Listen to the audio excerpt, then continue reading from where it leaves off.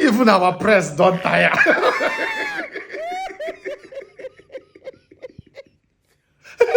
Nobody is not there again. Eventually. 6 months into administration, all the media houses and press don't tire.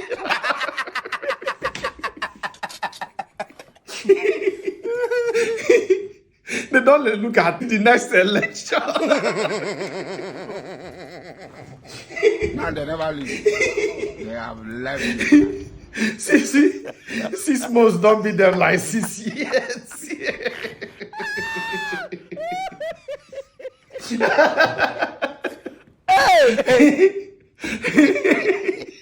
So all these press people come.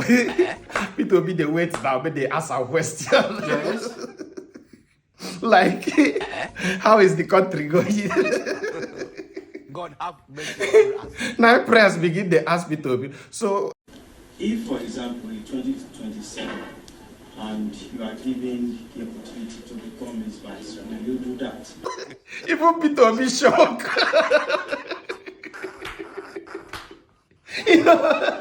You know, believe say such question will come at this time.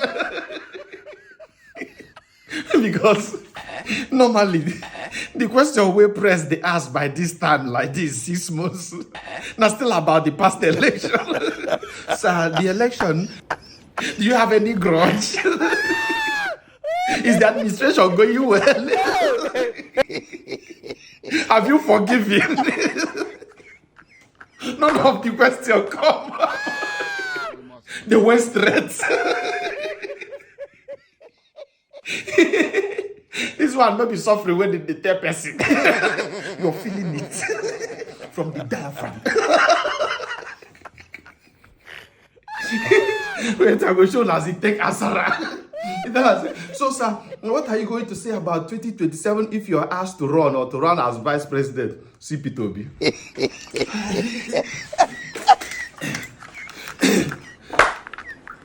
What are you saying?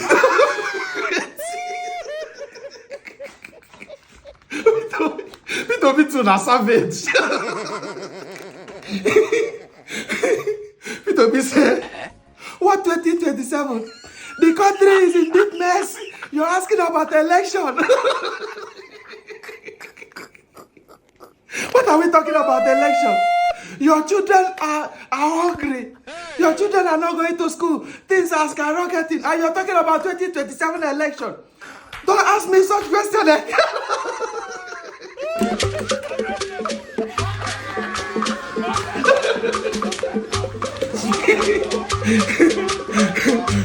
My dear, let's not talk about the election. We have a critical problem happening now. See, this is what I'm saying.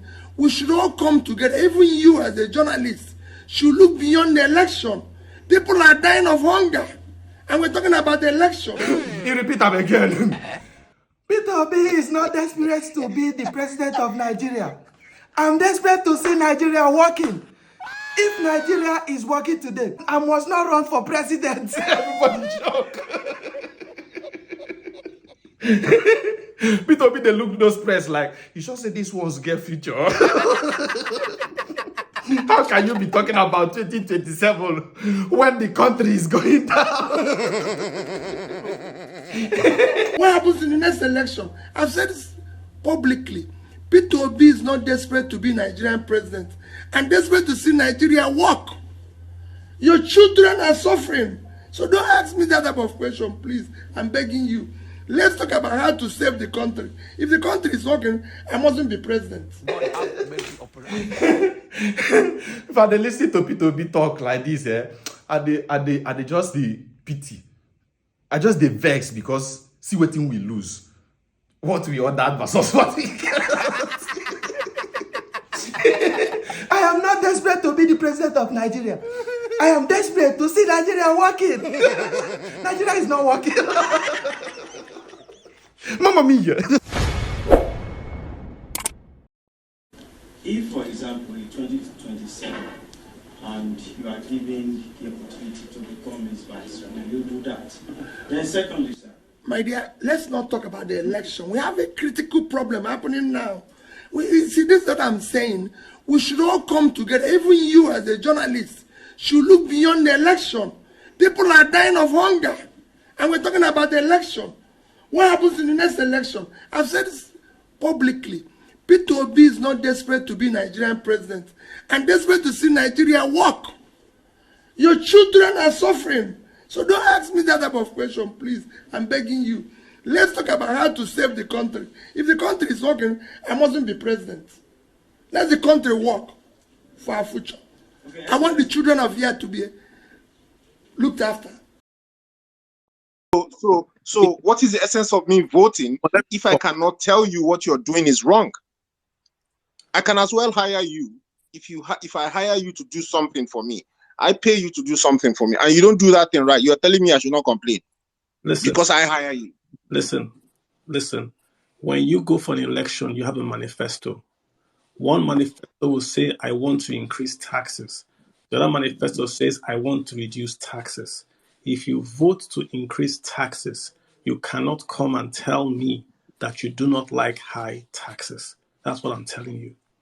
No, but in this case, everything the man said he's gonna do in his manifesto, I'm gonna take off subsidy. I'm gonna remove all these things. He did everything he said, and he said there were processes. It's gonna be painful. He said it, and all the candidates said it. I'm not sure. So all the candidates said it. Peter Obi said it. Atiku Abubakar said it. They're gonna unify the currency. Making this how? Calm down. Yeah, don't raise your voice or make a political thing. You made a statement. No. I'm not raising my voice. I just don't like the fact that I vote. You made a point that people vote. Your vote is power. Your vote is a choice. You have options. Then you select. A vote is a selection process. You read a manifesto, then you vote. If things are bad in Nigeria, you cannot extol yourself from saying because things are bad for everybody, you are immune from your vote. You voted, so you should defend your vote. You can explain and say, I voted for this, it hasn't happened, so I'm disappointed in that, and no one should laugh at you. But to say the people laughing at you shouldn't do it. Why shouldn't they laugh at you? They also have the right to laugh at you. Just as you have the right not to also say, oh, my vote didn't work out.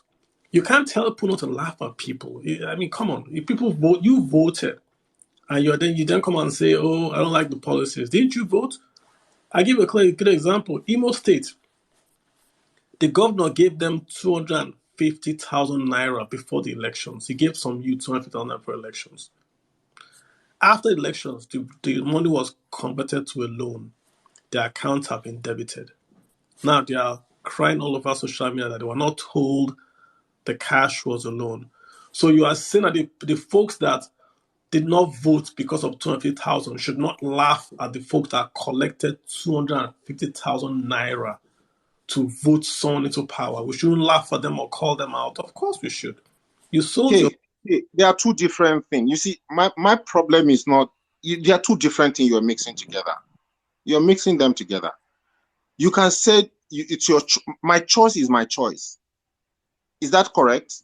My choice is my choice.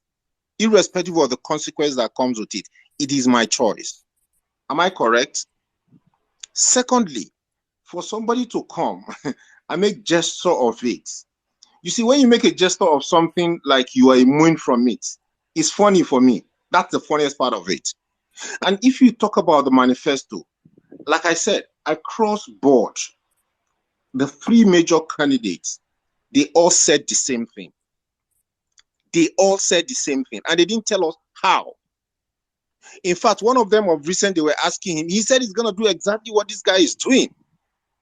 So for me, that's why it's funny for me. Let's assume that the other two say something different from what this person is doing.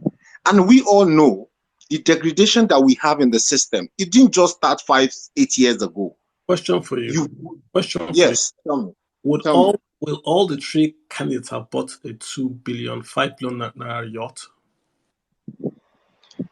They will have. See, let me tell you something.